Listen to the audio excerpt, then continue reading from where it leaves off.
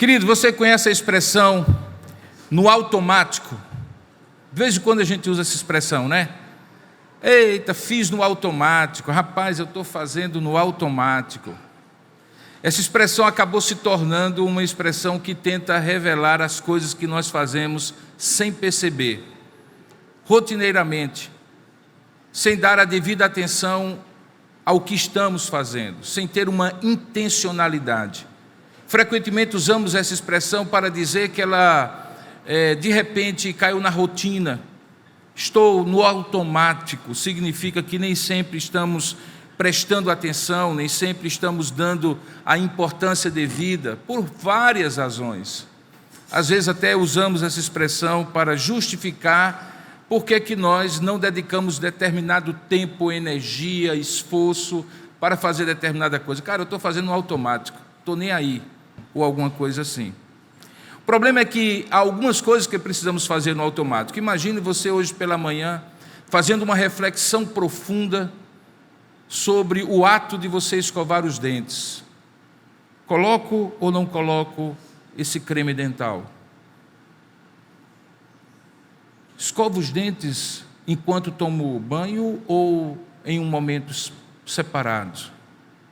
Devo fazer isso antes do café ou depois do café? Imagine se cada manhã, uma coisa fortuita, prosaica, alguma coisa muito simples da sua rotina, precisasse acontecer uma reflexão profunda. Ninguém aguentaria.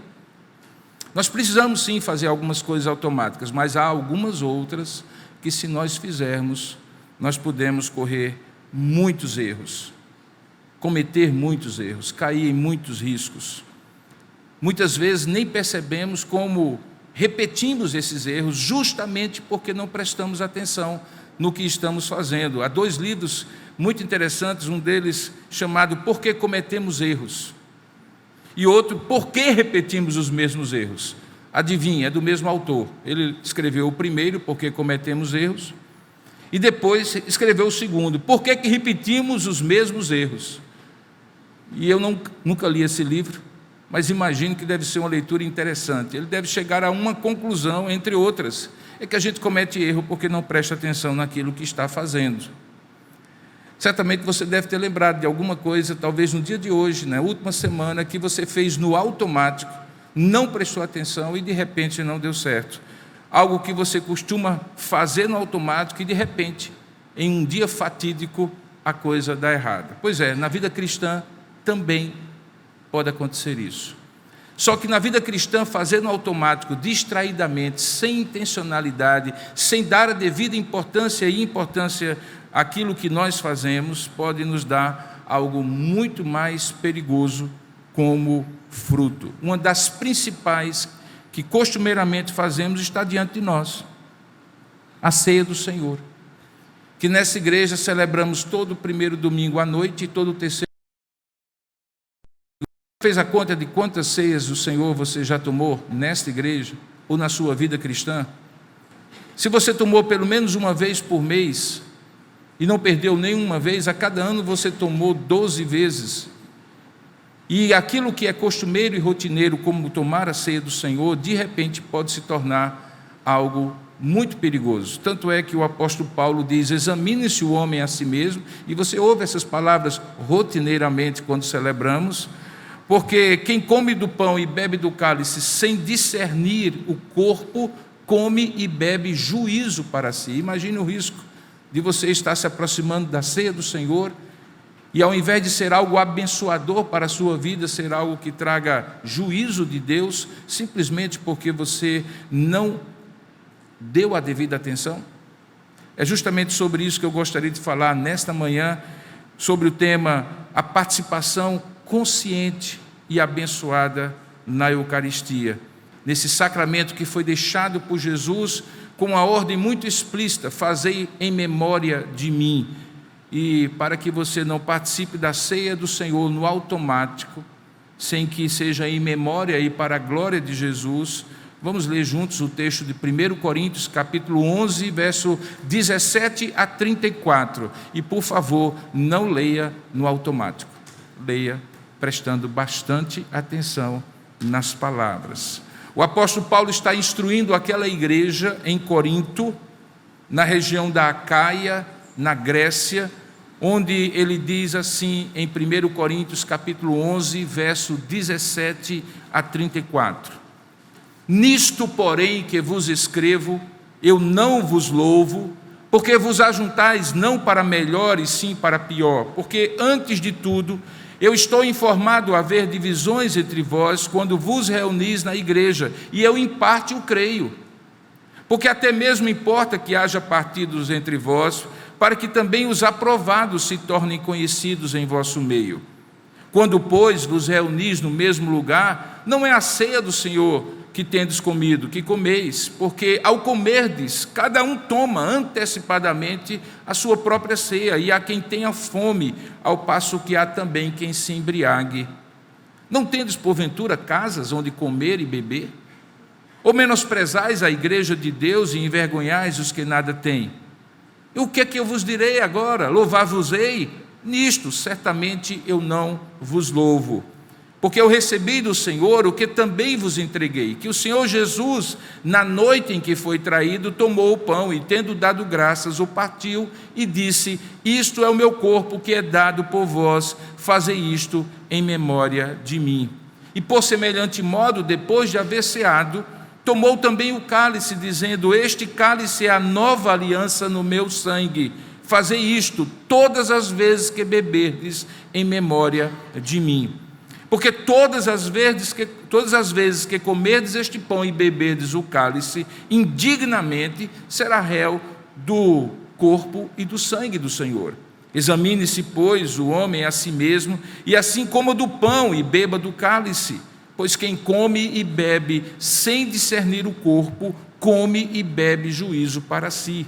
No versículo 21 diz que, ao comerdes, cada um toma antecipadamente a sua própria ceia, e há quem tenha fome, ao passo que há também quem se embriague. Ou seja, é possível que acontecesse na igreja de Corinto uma refeição comunitária que antecedia a própria celebração da ceia, uma espécie de junta-panela que os irmãos, uma vez por semana, no dia do Senhor, traziam as suas refeições, só que uns comiam o que traziam e comiam o que os outros traziam também, e alguns ficavam com fome, porque alguns comiam primeiro e outros deixavam para depois e já não tinha mais comida. Havia também aqueles, como o próprio texto diz, que se embriagavam, enfiavam o pé na jaca e tomavam todo o vinho que seria em algum momento separado do uso comum para representar o sangue de Cristo. E tudo isso enquanto eles estavam se preparando para a ceia. E você percebe então que o ponto aqui é: a maneira como você se prepara para a ceia determina a maneira como você participa de maneira consciente e abençoada da ceia. Ou seja, a ceia não é o momento, a ceia é mais do que o momento, ela é o reflexo da minha atitude para com Deus e para com os meus irmãos. Para piorar o cenário, no verso 22, Paulo passa uma reprimenda geral dizendo assim: não tendes porventura casa onde comer e beber? E explica qual era o motivo. É porque eles estavam menosprezando a igreja de Deus e envergonhando os que nada tinham. Ou seja, com aquela glutonaria e bebedice, mais do que egoísmo e falta de respeito com as pessoas, eles estavam desprezando o valor daquilo. E o valor era que aquilo representava o corpo de Cristo. Além disso, eles estavam dando um terrível testemunho para os que estavam do lado de fora, e aquela festa do amor tinha virado uma festa da carnalidade. Por isso, no verso 22, Paulo conclui dizendo: acerca disso, o que eu vos direi? Eu vou louvar vocês, eu vou elogiar vocês, como eu fiz lá no início da minha exortação, quando disse que vocês estavam lembrando das minhas tradições e dos ensinos que eu lhes dava? Não, nisto certamente eu não vos louvo. E por que não havia razão para elogiar tais comportamentos? Porque eles tinham justamente perdido o sentido mais profundo da ceia, como expressão visível da comunhão com Cristo, que era o cabeça, e que deveria ser preservado justamente naquela comunhão representada na ceia. O que estava ali acontecendo não era apenas egoísmo e falta de respeito carnal, típico daquilo que se perde quando se esquece do sentido de algo que você faz. E qualquer coisa carnal que eu carrego comigo, ao sentar-me à mesa do Senhor junto com os irmãos, acaba sendo um motivo para que ela não seja, de fato, usufruída no sentido consciente e no sentido profundo. Você quer uma pequena lista do que pode estar hoje pela manhã no seu coração e no meu coração, e que nos fará semelhantes à igreja em Corinto, participando dessa ceia sem ter a consciência? É só abrir em Gálatas capítulo 5, verso 19 e 21. Lá tem uma lista chamada as obras da carne. E todas as vezes que nós deixamos que isso nos acompanhe, no momento em que chegamos aqui, nesse ajuntamento solene, e com as mesmas mãos, a mesma mente, a mesma memória, as mesmas atitudes, nós participamos da ceia, nós estamos profanando essa ceia e menosprezando a igreja de Deus. Olha o que é que diz em Gálatas 5, 19 a 21. Ele diz assim: ora, as obras da carne são conhecidas: prostituição, impureza, lascívia, idolatria, feitiçarias, inimizades, porfias, ciúmes, iras, discórdias, dissensões, facções, invejas, bebedices, glutonarias e coisas semelhantes a estas. E Paulo diz: a respeito das quais eu vos declaro, como já outrora vos preveni, que não herdarão o reino de Deus os que tais coisas praticam. Portanto, não é isso que nós devemos carregar conosco ao nos aproximarmos da ceia do Senhor. Essa é a razão, então, porque Paulo lá na frente vai dizer: examine-se, por favor, deixe isso aos pés da cruz. Se esses comportamentos carnais entraram com você aqui para participar da ceia do Senhor, antes de estender a mão para o pão e para o vinho, coloque diante de Deus essas coisas para que a sua participação não seja automática, não seja inconsciente, não seja apenas um rito vazio que não faz sentido mais para você. Porém, saber o que não se deve fazer, que é participar da ceia nessa condição, não é o único passo. Por isso o apóstolo Paulo, depois de apontar o erro que deve ser evitado, o apóstolo afirma o caminho para o resgate de uma participação consciente e abençoada na Eucaristia, o que nos leva ao segundo ponto. O segundo ponto é que essa participação consciente e abençoada na Eucaristia se concretiza quando somos lembrados do que o próprio Senhor Jesus ensinou naquela primeira ceia, e que o apóstolo agora traz de volta aos Coríntios. Veja o verso 23. Veja a expressão com a qual ele começa a exortação. Ele diz assim: porque eu recebi do Senhor o que também vos entreguei. O apóstolo Paulo tinha consciência que não era ele, nem os coríntios, que teriam autoridade, que estariam liberados ou autorizados a profanar a ceia do Senhor, sendo desleais com o Senhor e com aquilo que ele fez, ensinou e disse que deveria ser feito, em memória dele. Portanto, nós estamos aqui restritos a celebrar a ceia do Senhor do jeito que o Senhor celebrou, do jeito que o apóstolo Paulo ensinou aos coríntios, e que estava sendo deturpado de tal forma que aquilo já não era algo consciente e abençoado, era no automático. E fazer as coisas no automático, como eu falei, é algo muito perigoso. O que é que o Senhor tinha ensinado? E que Paulo agora ensinava aos coríntios? Primeiramente, que aquela ceia deveria ser feita de uma maneira que algo natural representasse o significado espiritual que ela tinha sido destinada. E o que era mais natural do que o pão e o vinho numa refeição naquela região, naquela época? Ainda hoje é comum, quando você vai para aquela região, que o líquido com a qual você molha a comida para não comer seco não seja o nosso famoso cafezinho ou um suco de laranja, seja vinho, em todas as refeições, inclusive pela manhã logo cedo. Portanto, o vinho era algo natural, o pão ainda mais. Que alimento mais universal havia e ainda hoje há em todo o mundo do que pão? E o que Paulo estava dizendo era que o revestimento espiritual da ceia não era de trazer um elemento que não fizesse parte do nosso cotidiano, mas pelo contrário, era retirar daquele cotidiano aquele elemento para que ele tivesse um significado espiritual. Por isso que quando você ouve e vê um homem de Deus, um pastor, celebrando a ceia, ele faz uma oração e normalmente ele usa uma expressão dizendo assim: Senhor, nós tiramos agora esses elementos do seu uso natural para significar aquilo que o Senhor determinou. O que é tirar do modo natural é não fazer de maneira automática. Recentemente eu ouvi uma história de um grupo que resolveu celebrar a ceia em casa, todas as vezes que comia, no café da manhã, no almoço, no jantar. E parecia uma atitude assim muito espiritual. Olha só que coisa maravilhosa, fazer o dia inteiro ter uma experiência sacramental, simbólica daquele momento de comunhão com Deus. Só que às vezes acontece que quando você não dá devida atenção às coisas e torna que a coisa seja rotineira, ela perde o sentido, porque a princípio as pessoas paravam e compreendiam que o pão que estava sendo comido ali, que era retirado, e o vinho eventual que eles estavam bebendo também era retirado do uso comum. Com o tempo, no entanto, o que deveria ser extraordinário voltou a ser comum e se tornou trivial.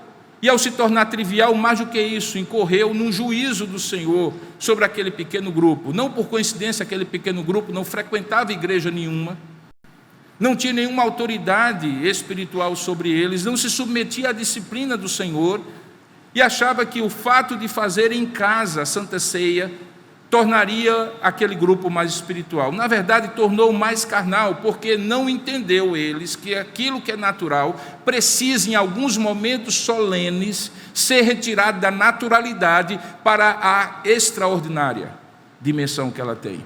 Por isso que eu não posso tomar este pão como eu como uma bisnaga de pão. Eu não posso tomar esse vinho como eventualmente eu compartilho uma taça de vinho em qualquer outro momento social ou familiar. Esse vinho continua sendo vinho.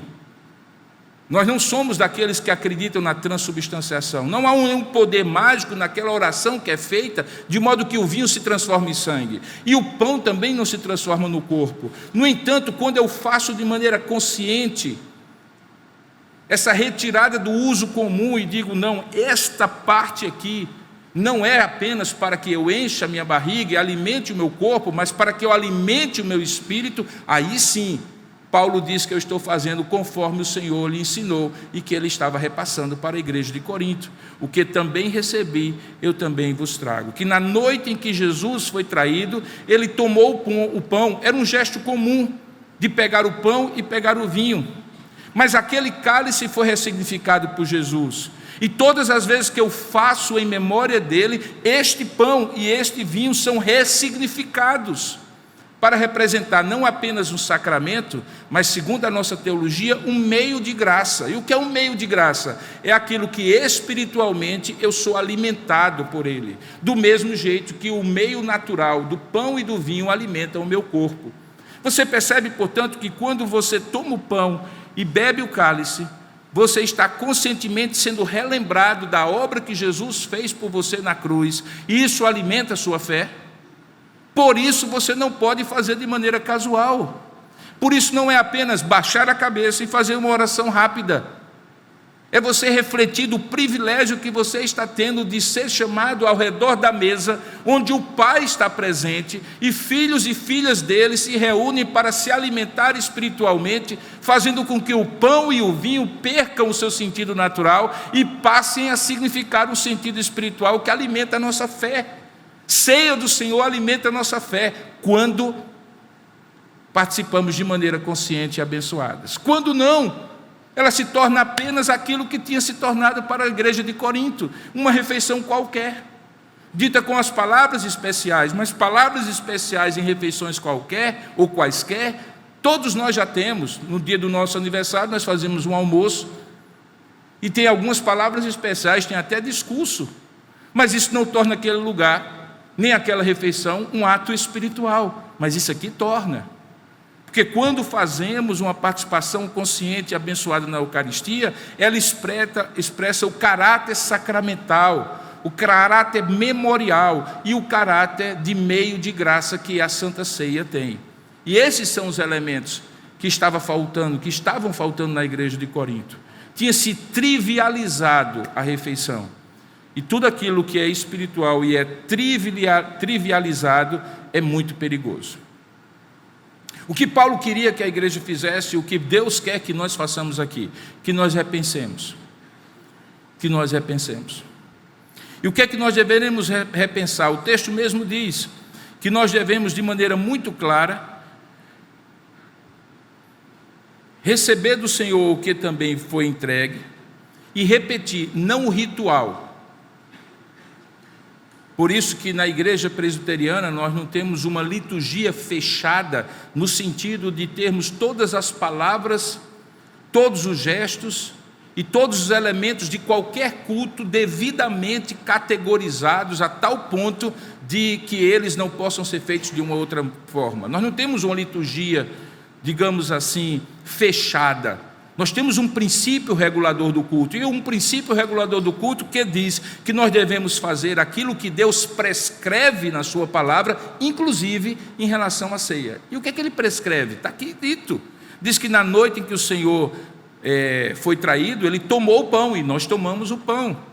Ele dá graças a Deus, e nós damos graças a Deus. Diga-se passagem que a palavra Eucaristia vem desse verbo, tendo dado graças a Deus. Euharistém, que significa oferecer atitudes de gratidão ao Senhor.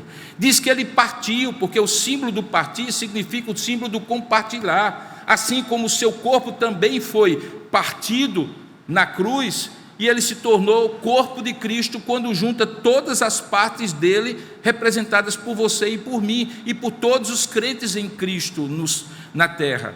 Ao fazer isso, nós estamos representando fisicamente aquilo que acontece espiritualmente, que somos partes de um pão, mas de um pão que é o corpo de Cristo espiritualmente, é a igreja. Diz o texto que também ele disse que isto é o meu corpo que é dado por vós. Nós somos relembrados do que significa a ceia. E diz mais que devemos fazer em memória dele, para que isso seja alimento espiritual para a nossa fé. Ele repete a mesma maneira ao verso 25, quando ele diz por semelhante modo, ou no advérbio semelhantemente. Depois de haver ceado, como era comum na Páscoa, ele tomou um daqueles 4 cálices da Páscoa e ressignificou, dizendo: este cálice é uma nova aliança no meu sangue. É preciso a gente compreender que a questão não é se você é membro dessa igreja ou não é membro da igreja, se você vai batizado com água, com pouca água, com muita água, se você mergulhou ou alguém jogou água na sua cabeça. Porque todas essas coisas representam uma aliança, e se a aliança não estiver no seu coração, nenhuma delas faz sentido para você. Você pode, portanto, ser membro regular, estar em perfeita comunhão desta igreja ou de qualquer igreja evangélica e, no entanto, está negando a sua aliança. Isso é profanação da ceia. Por isso ele diz: examine-se o homem, refaça a sua aliança. A aliança do Senhor é uma aliança que é feita de uma vez por todas, mas precisa ser renovada a cada momento. Assim como é o casamento, em que nós casamos uma vez para sempre, até que a morte nos separe. E precisamos, no entanto, a cada dia dizer à mesma pessoa ao longo do tempo que nós estamos firmes na aliança que fizemos um dia com ela ou com ele. Assim também é com o Senhor, por isso que ele diz: olha, este sangue é o sangue de uma nova aliança feita no meu sangue. E todas as vezes que o beberdes, assim como todas as vezes que comerdes do pão, fazei isso em memória de mim. Mas diz também que esta ceia tem um caráter proclamativo ou anunciador. Veja o que é que diz o verso 26. A ceia testemunha, queridos, a ceia é um sermão visível, tanto quanto esse que eu estou pregando aqui. A ideia é que alguém, ao vir à igreja celebrando a ceia, possa ser despertada pelo evangelho que agora está sendo coreografado visivelmente. Olha o que é que diz o verso 26: porque todas as vezes que comerdes deste pão e beberdes o cálice, anunciais. A palavra verbo aqui, o verbo é kerissou, anúncio, proclamação. Anunciais a morte do Senhor, referindo-se ao passado, mas também referindo-se ao futuro, até que ele venha. A ceia tem um caráter escatológico. Nós estamos dizendo aqui assim, estamos comendo por enquanto aqui. E é o pastor Robson que está celebrando por enquanto aqui. Mas um dia, em breve, Maranata, ora vem Senhor Jesus, estaremos na ceia do Cordeiro e será Jesus o celebrante. O pastor Robson estará ao redor da mesa com você. E quando eu anuncio isso, eu proclamo o Evangelho. Perceba então, querido, você se torna pregador quando participa da ceia, mas quando participa de maneira consciente e abençoada, e não trivial, no automático. Por isso que esse momento é tão importante. porque o inverso também é verdade. E ele adverte sobre isso, no verso 27. Porque aquele que comer o pão ou beber do cálice do Senhor indignamente, essa palavra é uma palavra muito interessante. Dignamente é aquilo que não se faz digno daquele momento, daquela pessoa. Ou seja, que é irrelevante para ela, que não consegue entender aquilo ali. Ele será réu do corpo e do sangue do Senhor. Qual é a recomendação que Paulo fala, encerrando a mensagem? É que o homem examine-se. A palavra aqui, examinar, vem do verbo grego krites, de onde vem a ideia de crítica, autocrítica, exame, análise. Por isso que nós, no momento da ceia, pedimos a Deus: Deus, sonda o meu coração, vê se há em mim algum caminho mau e guia-me pelo caminho eterno. O mesmo desejo do salmista no Salmo 139. É preciso ser feito por nós. Senhor, eu posso julgar a mim mesmo e achar que está tudo bem, mas eu te peço, pelo teu Espírito, examina, passa a análise no meu coração com o teu olhar penetrante e amoroso, aponta o que está errado, me acolhe no meu desejo e arrependimento. Examine-se, pois, o homem a si mesmo, e ao invés de ser para não comer, olha o que ele diz: coma do pão e beba do cálice. Porque o arrependimento que isso provoca deve gerar o desejo da reconciliação que a graça de Deus nos dá. Deus nos exorta não para nos descartar, queridos, não para nos excluir. Deus nos exorta para nos atrair de volta. Como um pai amoroso que disciplina o filho que ama, quando o Espírito de Deus me exorta no momento da ceia, que eu não posso simplesmente chegar diante do pão e do vinho, guardando no meu coração pecado, é para que eu tire esse pecado pelo perdão do Cordeiro, pelo sangue derramado no Calvário, e me abrace de novo com o Senhor. Lembra do filho pródigo? O Senhor já o esperava no meio da sua rebelião. Deus lhe espera em sua rebelião. E de maneira ativa, Ele abre os olhos e os braços para lhe ver no horizonte e lhe receber de volta. E a ceia é momento de reconciliação, querido. A ceia é momento de reconciliação de você com Deus. A ceia é momento de reconciliação de você com outro irmão. Quer ele esteja presente ou não, você se reconcilia no coração e depois, quando tiver tempo, faz isso na prática.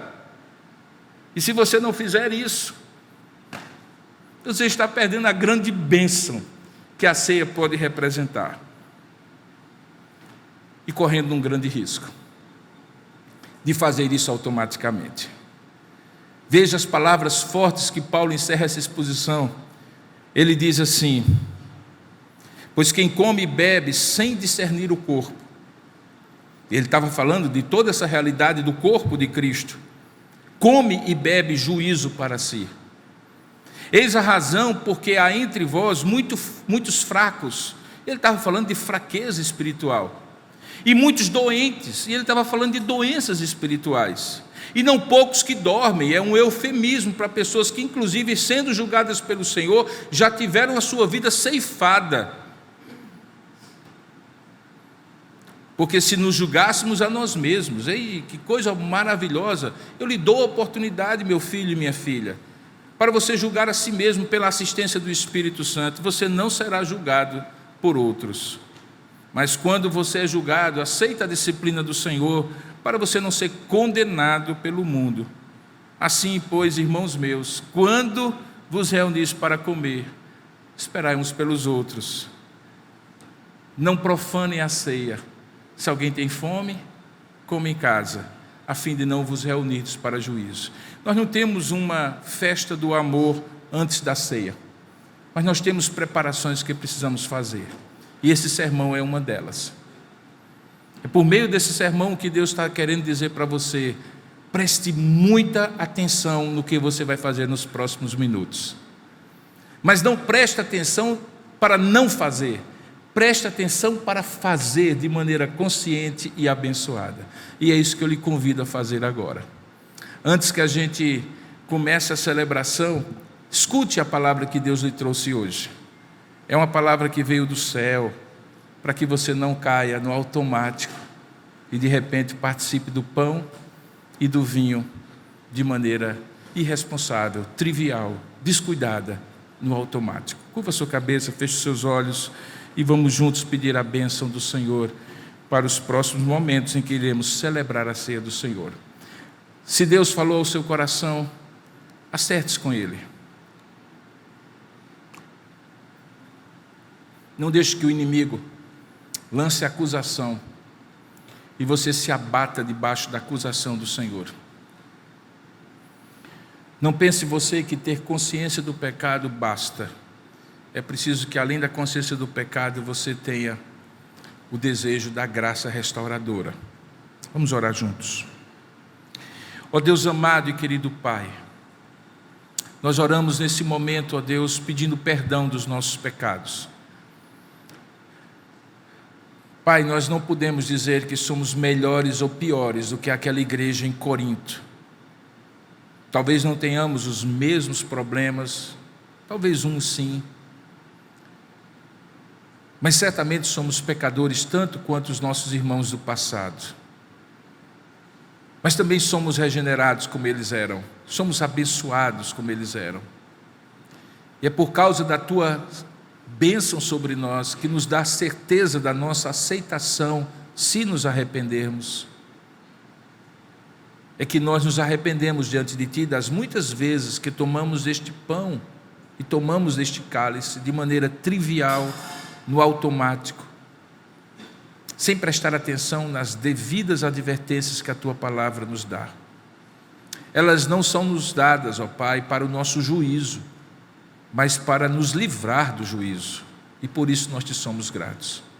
Visita cada coração aqui na medida em que nós estaremos nos preparando para a ceia do Senhor, e que seja uma visitação de perdão, de reconciliação, de graça.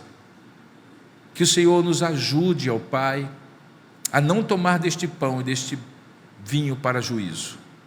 Dá-nos a lembrança de que fazemos em memória de Ti e que proclamamos a Tua obra até que Tu voltes.